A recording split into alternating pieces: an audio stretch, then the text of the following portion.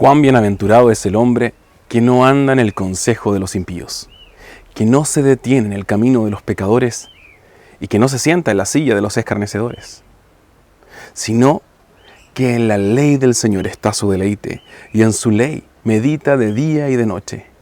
Será como un árbol plantado junto a corrientes de agua, que da fruto a su tiempo y su hoja no se marchita. En todo lo que hace, prospera. No así los impíos, que son como paja que se lleva el viento. Por tanto, no se sostendrán los impíos en el juicio, ni los pecadores en la asamblea de los justos. Porque el Señor conoce el camino de los justos, pero el camino de los impíos perecerá. Bienvenidos a este nuevo sermón, primero sermón en una nueva serie de los Salmos en nuestra Iglesia Cristo Redentor Vitacura. Hoy día estamos comenzando esta nueva serie y como ustedes saben, en la Iglesia Cristo Redentor Vitacura nos encanta la predicación expositiva. Nuestras series son expositivas, es decir, recorremos de principio a fin un libro de la Biblia, pero también nuestros sermones son expositivos. Es decir, lo que hacemos en los sermones es exponer, adentrarnos, explorar un pasaje en particular de la Biblia, haciendo un esfuerzo por entenderlo en sus propios términos. Por eso durante el verano y hasta Semana Santa vamos a estar en una serie de los Salmos. Esta serie se llama El Camino de la Esperanza y esperamos que a lo largo de este camino podamos encontrar el camino de la esperanza aún en circunstancias difíciles, que podamos hallar reposo, que podamos hallar descanso, que podamos hallar simplemente un tiempo de alegría y gozo en medio de quizás circunstancias difíciles. El libro de los Salmos es una antología de poesía hebrea. A veces creemos que es una suerte de cancionero y parece ser que algunos de ellos fueron compuestos para hacer canciones, pero otros son simplemente poemas que más tarde fueron musicalizados. Es una compilación de poesía judía hecha en el tiempo del exilio babilónico. El pueblo judío había salido de Egipto, había llegado a ocupar Canaán y habían crecido en gran manera bajo el liderazgo de David y de su hijo Salomón. Pero más tarde, las siguientes generaciones de reyes llevaron al pueblo lejos de Dios. Y cuando eso ocurrió, después de muchos años de alejarse del Señor, Dios les había advertido. Dios les había dicho, si ellos insistían en ser como las naciones y adorar a otros dioses como las naciones, entonces ellos serían expulsados de la tierra prometida. Serían expulsados de la tierra que pertenece al pueblo de Dios, porque ellos ya no estarían viviendo como pueblo de Dios. Y eso justamente es lo que terminó ocurriendo. Israel es invadido por el imperio babilónico. Los babilonios destruyeron todo alrededor. Su templo, sus ciudades, simplemente sus familias. Los babilonios tomaron a los líderes, a la élite israelita, a los líderes políticos, filosóficos, a los líderes religiosos y los llevan a Babilonia como cautivos de guerra. Allí los hombres y las mujeres israelitas, los más cultos, los más inteligentes, los más hábiles, los más educados, debían servir como esclavos de aquellos a quienes odiaban tan profundamente, esclavos de aquellos quienes les habían producido tanto daño y tanto mal.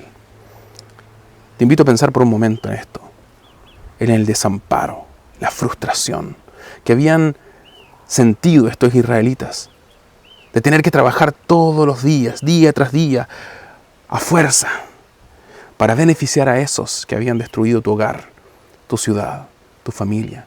Quizás habían matado a alguno de tus hermanos o padres. Quizás habían incluso hecho tremendo daño a tus hermanas e hijas. La experiencia del exilio ciertamente fue una experiencia llena de frustración, llena de desesperanza ante la opresión y la injusticia, el desamparo que secuestró la realidad. Y es en ese contexto que estos israelitas cultos deciden compilar esta antología de poesía hebrea que llegamos a conocer como el libro de los Salmos. Un último templo, un último refugio y bastión de su fe, una memoria de su historia y de su relación con el Dios verdadero. Un recordatorio de que hay un camino de esperanza. En este libro podemos encontrar la esperanza que sostuvo el pueblo de Dios en uno de sus periodos más oscuros.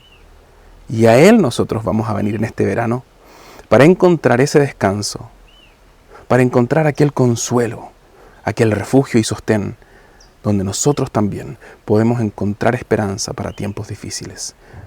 descanso, que nos ayude a perseverar en la luz, aún en medio de la oscuridad.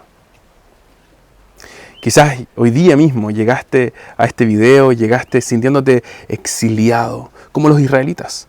Quizás llegaste sintiéndote oprimido.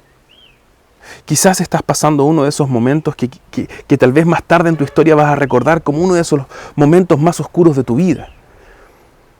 O quizás no te has dado cuenta de cuánto has comenzado a transformarte en un babilonio, pensando en desesperanza que no hay nada mejor para ti, que Dios no tiene nada más que ofrecerte. ¿Cómo podemos nosotros encontrar hoy día verdadera alegría, verdadero gozo, aún en medio de la experiencia del dolor, aún en medio de la inseguridad social, de la inseguridad financiera, de la inseguridad familiar? ¿Cómo podemos experimentar verdadero deleite, disfrute? ¿Cómo podemos disfrutar la vida en medio de una sociedad de tan amarga injusticia? El Salmo 1 nos va a responder esta pregunta. Te invito a orar. Padre, te damos gracias por esta nueva serie de sermones de los Salmos. Te pido que mis hermanos y hermanas en sus casas puedan ser llenos del Espíritu Santo, puedan ser guiados por Él para escuchar lo que tú tienes que decirles a través de este sermón, y también que puedan oír y obedecer. Un oír como tú lo entiendes, Señor. Que podamos escuchar, entender y entonces actuar conforme a tu instrucción. Te pedimos esto en el nombre de Jesús. Amén. Quiero hacer algunos comentarios del Salmo 1 y más tarde vamos a volver a pensar en cómo esto de alguna manera, cómo nos habla el Salmo 1 a nosotros. En primer lugar, quiero partir verso por verso. ¡Cuán bienaventurado! La palabra bienaventurado es una palabra fantástica en la Biblia. Significa simplemente feliz. ¡Cuán feliz es el hombre que no anda en el consejo de los impíos! Esa palabra feliz tiene que ver también con la manera en que se ocupa en el Nuevo Testamento. ¿Se acuerdan de Mateo 5 cuando Jesús dice: bienaventurados aquellos que anhelen justicia porque serán saciados de ella? También habla Pablo acerca de Dios mismo, escribiéndole a Timoteo, y dice: este es el Dios bienaventurado, es un Dios feliz que derrama su desborde de felicidad sobre su pueblo. ¿Cuán bienaventurado es el hombre? Por supuesto, el hombre incluye a la mujer, la humanidad. ¿Cuán bienaventurado es aquel que no anda en el consejo de los impíos, ni se detiene en el camino de los pecadores, ni se sienta en la silla de los escarnecedores? Fíjate en el ritmo. Es decir, primero este hombre parece ser que existe la posibilidad de simplemente andar en el camino, detenerse frente a este camino de los pecadores y finalmente se sienta, establece su vida en la silla de los escarnecedores. Hay un movimiento, el pecado nunca es repentino, ¿cierto? Quizás podemos hoy día, estás pensando tú: yo estoy empezando a jugar con esto, estoy empezando a andar, mirar, y después me detengo y me quedo ahí y de repente me senté. Quizás has empezado a dejar de ir a la iglesia por un rato. Empezaste a andar de a poquito, como aquellos que no conocen a Dios. Quizás empezaste a detenerte y no te diste cuenta de que te estás sentando como un enemigo de Dios, lejos de Dios, sin Dios en tu vida, actuando como un babilonio y no como pueblo de Dios. Pero el hombre bienaventurado, dice el verso 2, pone su deleite en la ley del Señor. Me encanta esa expresión y es insistente porque dice el verso 2: en la ley del Señor está su deleite y en su ley medita de día y noche. En su ley, la palabra ley es muy interesante, es una palabra que conocemos en hebreo, es Torah, que es también la denominación que usamos para denominar o para hablar de los 5 primeros libros de la Biblia. Torah, pero Torah no es solamente ley en el sentido meramente legislativo, es una instrucción, con la ambigüedad de la palabra que incorpora también al sentido español, del castellano, ¿no? Es decir, hablamos de instrucción cuando hablamos de quizás un general dando instrucción a sus inferiores, una instrucción, una orden, pero también hablamos de instrucción cuando hablamos de un padre tierno, amando, cuidando y sirviendo a sus hijos, instruyéndolos. Así que la instrucción del Señor es el deleite de este hombre. En esa instrucción medita de día y de noche, en aquello que su Padre le ha dado como Rey y Padre amoroso, tierno, sabiendo quién es y sabiendo quién es Él como Hijo amado, va, lo entiende, lo medita. Me encanta el verbo meditar porque en hebreo es un verbo onomatopeico, es decir, Es un verbo que emula el sonido que uno haría al balbucear mientras alguien lee o al rememorar algo. Es como que está como algo así como murmurando, ¿cierto? Y me encanta porque habla entonces de que la meditación a la que se refiere no es simplemente una meditación del tipo trascendental, de vaciar tu mente y dejar que cosas entren. Es más bien llenar tu mente con la palabra del Señor. Volver a recordar este Salmo 1, quizás hoy día a la noche. Sentarte en tu cama y decir, wow, cuán bienaventurado es el hombre que pone su deleite en la ley del Señor, en la instrucción del Padre Celestial. Ese hombre será como un árbol plantado junto a corrientes de agua, que da su fruto a su tiempo y su hoja no se marchita. En todo lo que hace prospera. Es interesante. Hay varias cosas interesantes aquí, pero la imagen de este árbol es muy parecido a la imagen del árbol de la vida de Génesis 2 y más tarde en Apocalipsis 22. Es un árbol plantado junto a corrientes de agua, que es la descripción que hace Apocalipsis 22:2 de este árbol de la vida, que da su fruto a su tiempo, que también es la misma descripción que aparece, y su hoja no se marchita. En Apocalipsis 22 nos va a decir, es más, esta hoja que no se marchita alimenta a las naciones, perdón, el fruto es fruto que alimenta a las naciones. Y dice, en todo lo que hace prospera. La prosperidad a veces nos cuesta abordarla desde una perspectiva reformada y bíblica, por supuesto, porque está este evangelio de la prosperidad que es honestamente una terrible noticia para el ser humano. Es decir, un Dios a quien tú compras y quien te devuelve con una suerte de quino, una suerte de inversión, una suerte de bolsa de comercio que se llama Dios. Eso es totalmente contrario a la palabra de Dios. Pero aquí está diciendo que el hombre que se somete, que escucha, que pone atención, que vive de acuerdo a la instrucción de su Padre Celestial, la mujer que decide vivir en consonancia con la instrucción de su Padre Celestial, va a hallar éxito, va a hallar prosperidad en sus relaciones, incluso quizás en sus decisiones financieras y laborales. Pero hay algo también muy interesante acá. Hay un hombre que vive así. Hay un hombre que vive así, que es como este árbol plantado junto a corrientes de agua. ¿Quién será? Vamos a volver a eso en un ratito. Vamos al texto de nuevo. Ese es el hombre que medita en la ley del Señor, que se deleita en la ley del Señor. Sin embargo, ahora vamos a pasar a los impíos. Dicen, no así los impíos, que son como paja que se lleva el viento. Pasajeros, vienen y van. Piensa también en el contexto de estos israelitas en exilio. Quizás hay algunos que están con ellos y que vienen y van de las asambleas, que están compilando los salmos, están recordándolo, están celebrándolo, están lamentando, orando, recordando la palabra del Señor. Y hay algunos que vienen y van como paja que se lleva el viento. Por tanto, no se sostendrán los impíos en el juicio. Y piensa un tiempo, estos israelitas estaban viviendo el juicio. Estaban viviendo el juicio de Dios, así que es probable que algunos de ellos estén pensando claramente y rememorando estos salmos para decir, bueno, estos tipos no van a sobrevivir este tiempo difícil. Y quizás es interesante, un mensaje muy interesante para nosotros, porque significa que tú no vas a sobrevivir el tiempo difícil a menos que hagas tu deleite, la ley del Señor, a menos que medites en la instrucción de tu Padre Celestial de día y de noche. Los tiempos difíciles ciertamente nos ponen a prueba. Y algunos no van a sobrevivir, a menos. Es más, nosotros no vamos a sobrevivir, a menos que pongamos nuestro deleite y nuestra meditación en la instrucción de nuestro Padre.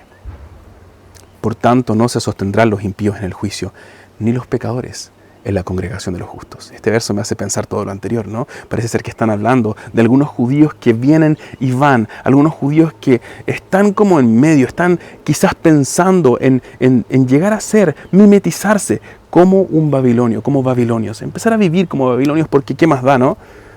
Pero ellos no se sostendrán en el juicio y tampoco en la congregación de los justos, no perseverarán en la congregación de los justos.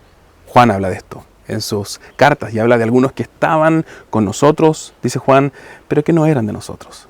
Algunos que vienen y van. Si tú estás en esa situación, pensando quizás, la verdad es que yo creo ser cristiano, creo ser cristiana, amo al Señor, pero he empezado a dejar de congregarme. Mis amigos ya dejaron de ser los cristianos que infunden palabra de Dios en mi vida, que infunden instrucción del Padre en mi vida. Quizás necesitas pensar en esto, dar una vuelta. Quizás es momento de dejar de caminar en el consejo, de detenerte ante el camino y de sentarte y establecerte junto con los escarnecedores, los impíos y los pecadores, aquellos que rechazan a Dios. Quizás es momento de levantarte y volver a la instrucción del Padre en su familia. Porque el Señor conoce el camino de los justos, dice el verso 6. Pero el camino de los impíos perecerá. Hay dos cosas interesantes acá. En primer lugar, el Señor conoce el camino de los justos. Hemos hablado harto en Cristo Redentor acerca de esto, porque la palabra conocer no es solamente una suerte de información adquirida intelectualmente, sino que es mucho más una vinculación fuerte desde el punto relacional y experiencial. Es decir, el Señor conoce, se vincula con el camino de los justos. El Señor conoce relacionalmente y por experiencia el camino de los justos. En un sentido, eso significa que Él creó ese camino, por supuesto. Claro, Él lo hizo, podemos decir. Por otro lado, podemos decir que el Señor protege, cuida, porque es suyo, lo atesora el camino de los justos. Pero por otro lado, tenemos que decir que lo que está diciendo el Salmo 1 es que el Señor mismo ha caminado ese camino de justicia. Ese Jesús, nuestro Jesús, caminó el camino de la justicia. Nuestro Jesús es el justo verdadero, el que vino a vivir en justicia, se deleitó en la instrucción de Dios y llegó a ser este árbol de vida que da su fruto para alimentar a las naciones, dentro de las cuales estamos tú y yo probablemente. El Señor conoce el camino de los justos, pero el camino de los impíos perecerá. Es interesante porque no dice que los impíos perecerán meramente, el camino mismo será borrado. Y eso es exactamente lo que tenemos nosotros diagramado cuando pensamos en lo que se llama escatología, cuando vemos lo que la Biblia habla acerca del futuro. No existirá la posibilidad de devolverse, de volver a pecar.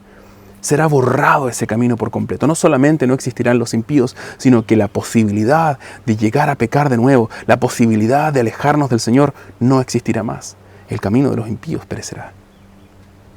Hay mucho que aprender de este salmo, pero ciertamente podemos decir que es un salmo que nos muestra el camino del verdadero gozo, aún en tiempos difíciles. Y ese camino de verdadero gozo lo hallamos nosotros en nuestro Señor Jesús. Por miles de años, en medio de la oscuridad de este mundo, el pueblo de Dios ha encontrado luz, consuelo y alegría verdadera en la instrucción de Yahvé, la instrucción del Dios vivo. El Dios vivo que habitó entre nosotros, encarnado en Jesucristo. Él nos llamó a ser discípulos suyos, obedeciendo sus mandamientos. Él nos mandó, nos llamó a seguirlo en su camino de justicia, siguiendo su instrucción. Así que sí, Jesús es el árbol plantado junto a corrientes de agua, claramente.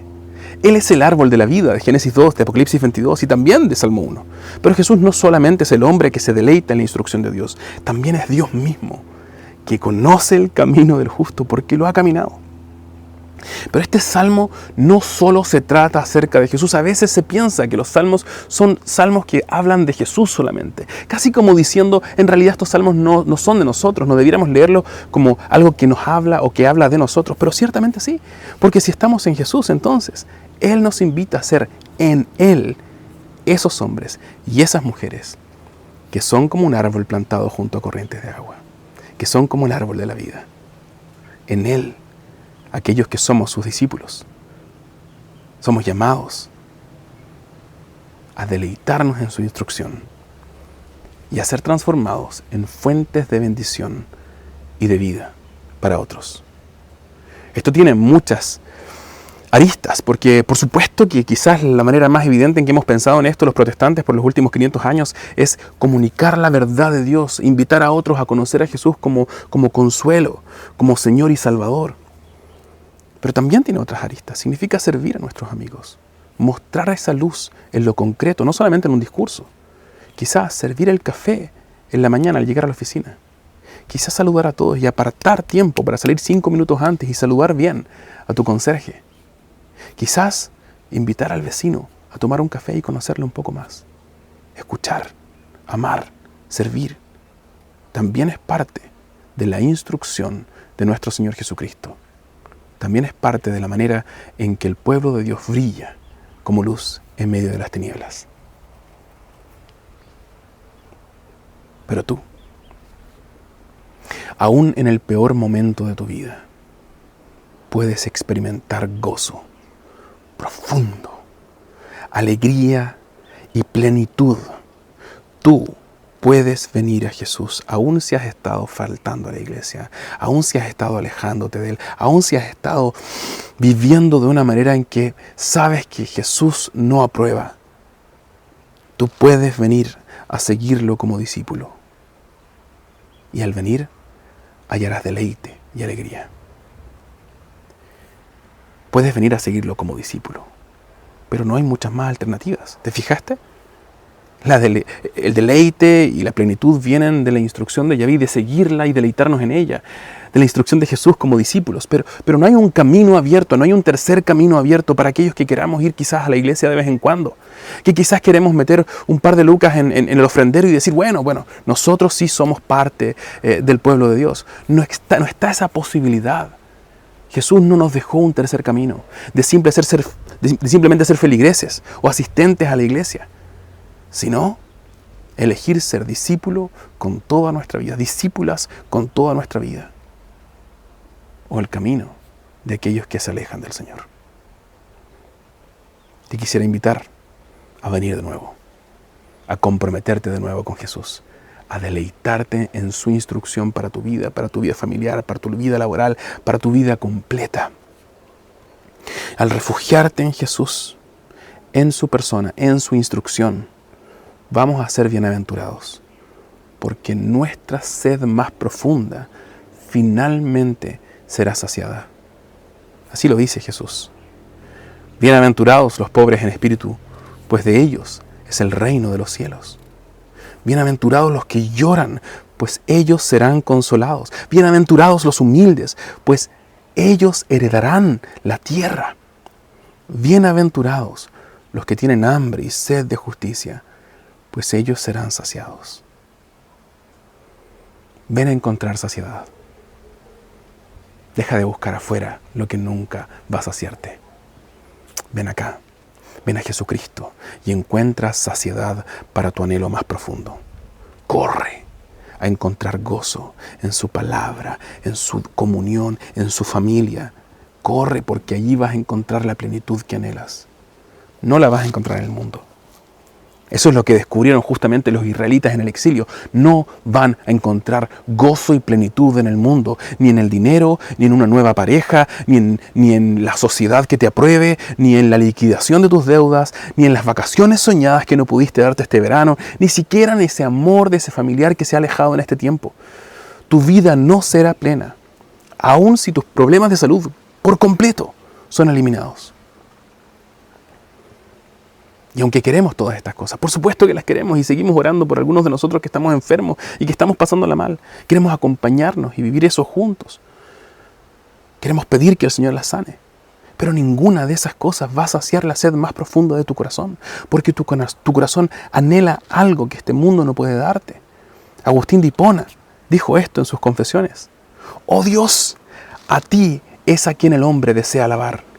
Tú suscitas, tú provocas en nosotros que nos deleitemos en tu alabanza, porque nos hiciste para ti y nuestros corazones no hallan descanso hasta reposar en ti.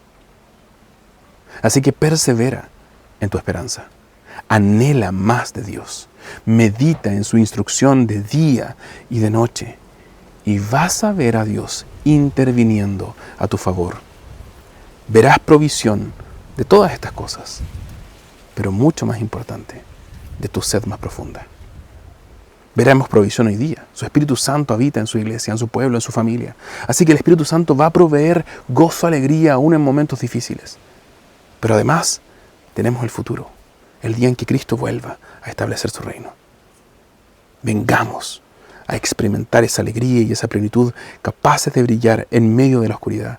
Y vengamos sabiendo que la promesa de Jesús no es ambigua, no es teórica, es concreta y específica.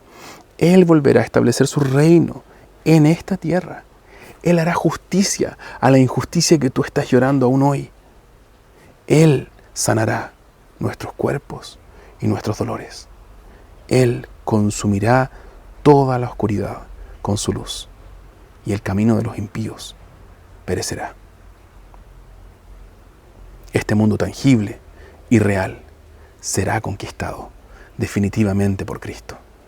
Y ese día, la bienaventuranza, el gozo, la alegría y la plenitud será todo lo que exista para aquellos que se deleitan en la instrucción de Dios. Y hoy tenemos acceso en su palabra, en la oración y en la comunión con los hermanos a esa vida de la nueva creación. Hoy puedes comenzar a experimentar el gozo eterno en el presente. En medio de la oscuridad de este mundo, la luz brilla con más fuerza. Esa instrucción disponible para nosotros en la palabra de Dios es la que vamos a estar recorriendo a lo largo del libro de los Salmos. Y por supuesto, en las predicaciones que siguen por todo el verano. Así que por favor te invito, si estás viendo esto, vuelve a congregarte con tus hermanos. Vuelve a disfrutar de abrazarnos y de pensar juntos en la manera en que nuestro Dios alimenta nuestro corazón y sacía nuestra sed en Jesucristo. Permíteme orar por cada uno de ustedes y para que esta verdad decante en nuestros corazones. Padre, te damos gracias por el privilegio que tenemos de tenerte como nuestro Padre Celestial. Gracias porque tú eres un Padre bueno, un Padre que quiere instruir las vidas de sus hijos, un Padre que desea que nosotros vivamos en familia, junto contigo, definidos por tu instrucción para bendecir este mundo. Bendícenos hoy, danos deleite y paz. Danos acceso a esa instrucción que es la única que nos va a traer plenitud y felicidad. Y haznos estos hombres y estas mujeres en Cristo bienaventurados. Bienaventurados porque nos deleitamos en la instrucción de nuestro Señor Jesucristo. Te pido eso para nuestra Iglesia Cristo Redentor Vitacura y te pido en particular por aquellos que se han alejado en este tiempo, que comiencen a venir, que comencemos a retomar la realidad de nuestra identidad en Jesús. Te lo pido en el nombre de Jesús. Amén.